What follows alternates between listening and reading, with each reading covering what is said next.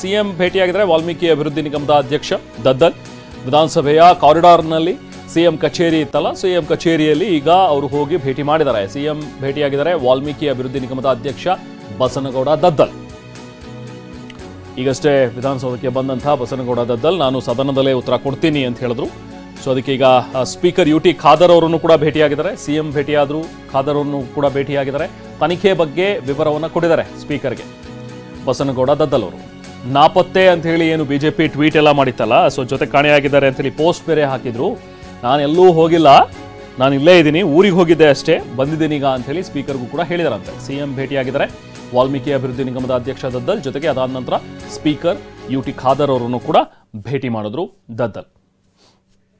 So ಕಚೇರಿಯಲ್ಲಿ ಒಳಗಡೆ ಗಮನಿಸ್ಬೋದು. ಈಗ ಒಂದು ಕಡೆ ದೃಶ್ಯ, ವಿಧಾನಸೌಧಕ್ಕೆ ಬರ್ತಾ ಇರುವಂತಹ ದದ್ದಲ್ ಆ ಟೈಮ್ನಲ್ಲಿ ಮಾತನಾಡಿದ್ರು ಮಾಧ್ಯಮಗಳ ಜೊತೆಗೂ ಕೂಡ. ಇನ್ನು ಆ ಒಂದು ಸ್ಟಿಲ್ ಏನು ನೋಡ್ತಾ ಇದ್ರಿ, ಇದು ಸ್ಪೀಕರ್ ಕಚೇರಿಗೆ ಮತ್ತು ಸಿಎಂ ಕಚೇರಿಗೆ ಏನು ಹೋದ್ರಲ್ಲ ವಿಧಾನಸೌಧದಲ್ಲಿ, ಆ ಸಂದರ್ಭದಲ್ಲಿ ಕ್ಲಿಕ್ ಮಾಡಿರುವಂತಹ ಒಂದು ಪಿಕ್ಚರ್ ಇದು.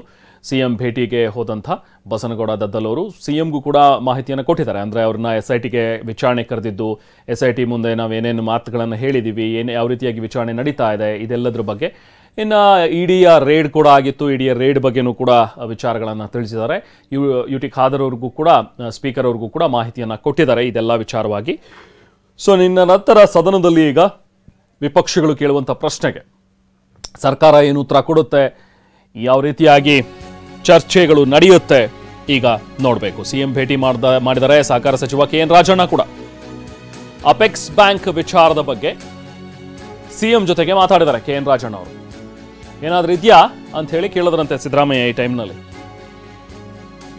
ಸೊ ಏನಿಲ್ಲ ಬಿಡಿ ಸರ್ ಅಂತ ಹೇಳಿ ಸಚಿವ ರಾಜಣ್ಣ ಅವರು ಕೂಡ ಹೇಳಿದ್ದಾರೆ. ಸರಿಯಾಗಿ ನೋಡ್ಕೋ ಅಂತ ಹೇಳಿ ಸಿಎಂ ಸಿದ್ದರಾಮಯ್ಯ ಅವರು ಕೂಡ ತಮ್ಮದೇ ಧಾಟಿಯಲ್ಲಿ ಹೇಳಿದ್ದಾರೆ ರಾಜಣ್ಣ ಅವರಿಗೆ. ವಿಧಾನಸಭೆ ಕಾರಿಡಾರ್ನಲ್ಲಿ ಸಿದ್ದರಾಮಯ್ಯ ಮತ್ತು ರಾಜಣ್ಣ ಅವರ ನಡುವೆ ಆದಂಥ ಮಾತುಕತೆ ಇದು.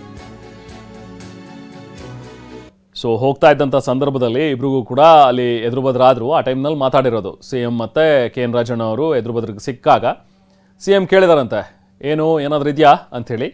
ಆ ಟೈಮ್ನಲ್ಲಿ ರಾಜಣ್ಣ ಅವರು ಕೂಡ ಇಲ್ಲ ಬಿಡಿ ಏನೂ ಇಲ್ಲ ಅಂತ ಹೇಳಿದಾಗ ಸಿಎಂ ಸರಿಯಾಗಿ ನೋಡ್ಕೋ ಅಂಥೇಳಿ, ಅಂದರೆ ಅವ್ರದ್ದೇ ಧಾಟಿಯಲ್ಲಿ ಹೇಗೆ ಅವರು ತುಂಬ ಆತ್ಮೀಯರಾಗಿರೋದ್ರಿಂದಾಗಿ ಈ ಥರದ ಮಾತುಗಳು ಒಂದಷ್ಟು ಆವಾಗವಾಗ ಆಗ್ತಾ ಇರುತ್ತೆ. ಸೊ ಹಾಗೆ ಇವತ್ತು ಕೂಡ ಕಾರಿಡಾರ್ನಲ್ಲಿ ಸಿಕ್ಕಾಗ KN ರಾಜಣ್ಣ ಮತ್ತು ಸಿಎಂ ನಡುವೆ ಆದಂಥ ಒಂದು ಮಾತುಕತೆ. ಇನ್ನು ಸ್ವಲ್ಪ ಹೊತ್ತಿನಲ್ಲಿ ಈಗ ಅಧಿವೇಶನ ಕೂಡ ಆರಂಭವಾಗುತ್ತೆ. ಮೊದಲಿಗೆ ಅಗಲಿದಂಥ ಗಣ್ಯರಿಗೆ ಸಂತಾಪ ಸೂಚಿಸಿ ನಂತರ ಮುಂದೂಡ್ತಾರಾ ಅಥವಾ ಚರ್ಚೆ ನಡೆಯುತ್ತಾ, ಅಧಿವೇಶನ ಕಂಟಿನ್ಯೂ ಆಗುತ್ತಾ, ಇದೆಲ್ಲವೂ ಕೂಡ ಇನ್ನೇನು ಸ್ವಲ್ಪ ಹೊತ್ತಿನಲ್ಲಿ ಗೊತ್ತಾಗುತ್ತೆ. ಸೊ ಈ ಸಂದರ್ಭದಲ್ಲಿ ಈಗ ಸರ್ಕಾರವನ್ನು ಹಣಿಯೋದಕ್ಕೆ ವಿಪಕ್ಷಗಳು ರೆಡಿಯಾಗಿವೆ. ವಿಪಕ್ಷಗಳಿಗೆ ತಕ್ಕ ಉತ್ತರ ಕೊಡಬೇಕು ಅಂತ ಹೇಳಿ ಸರ್ಕಾರ ಕೂಡ ಸಿದ್ಧವಾಗಿದೆ. ರಾಮಲಿಂಗಾರೆಡ್ಡಿ ಅವರು ಮಾತಾಡಿದ್ದಾರೆ ಇವತ್ತು, ಬನ್ನಿ ನೋಡೋಣ. ಈಗ ಮೂಡ ಹಗರಣದ ಬಗ್ಗೆ ಬಿಜೆಪಿಯವರು ಮಾತಾಡ್ತಾರೆ. ಮೂಡ ಹಗರಣ ನಡೆದಿದ್ದು ಹಗರಣ ಅಂತ ಬಿಜೆಪಿಯವರು ಹೇಳ್ತಾರೆ. ನಡೆದಿದ್ದು ಯಾರ ಕಾಲದಲ್ಲಿ? 2021ರಲ್ಲಿ. ಯಾರು CM ಆಗಿದ್ರಾಗ? ಯಡಿಯೂರಪ್ಪನವರು CM ಆಗಿದ್ರು. ಮಂತ್ರಿ ಯಾರಾಗಿದ್ರು? ಬಿಜೆಪಿಯವರೇ UD ಮಂತ್ರಿ ಆಗಿದ್ರು. ಬಿಜೆಪಿಯವರೇ ಮೂಡ ಅಧ್ಯಕ್ಷರಾಗಿದ್ರು. ಏನಾದರೂ ಹಗರಣ ನಡೆದಿದ್ರೆ ಅದಕ್ಕೆ ಆಗಿನ ಮುಖ್ಯಮಂತ್ರಿಗಳು, ಆಗಿನ ನಗರಾಭಿವೃದ್ಧಿ ಮಂತ್ರಿಗಳು, ಆಗಿನ ಮೂಡ ಅಧ್ಯಕ್ಷರೇ ಕಾರಣ, ನಮ್ಮ ಮುಖ್ಯಮಂತ್ರಿಗಳು ಅಲ್ಲ. ನಮ್ಮ ಮುಖ್ಯಮಂತ್ರಿಗಳಿಗೆ ಕಾನೂನು ಬಾಹಿರವಾಗಿ ಅವರೇನು ಕೇಳಲಿಲ್ಲ. ಕಾನೂನು ಬಾಹಿರ ಅಂತ ಇವ್ರು ಕೊಡಬಾರ್ದಿತ್ತು. ಆ ಥರ ತಪ್ಪಿದ್ದಿದ್ರೆ ಅವರೇ ತಪ್ಪು ಮಾಡಿ ಮುಖ್ಯಮಂತ್ರಿಗಳ ಮೇಲೆ, ಸಿದ್ದರಾಮಯ್ಯವ್ರ ಮೇಲೆ ತಪ್ಪುರಿಸ್ತಾ ಇರತಕ್ಕಂಥದ್ದು ಇದು ಅವರ ಸಣ್ಣತನ ತೋರಿಸಿದೆ. ವಾಲ್ಮೀಕಿ ಮತ್ತೆ ಮೂಡ ಹಗರಣ ಆಗಿದೆ ಅಂತ ಪ್ರತಿಭಟನೆ ಮಾಡೋಕ್ಕೆ ಮುಂದಾರು, ಬೆಳಗ್ಗೆ ಕೂಡ ಪ್ರತಿಭಟನೆ ಮಾಡಿದ್ದಾರೆ.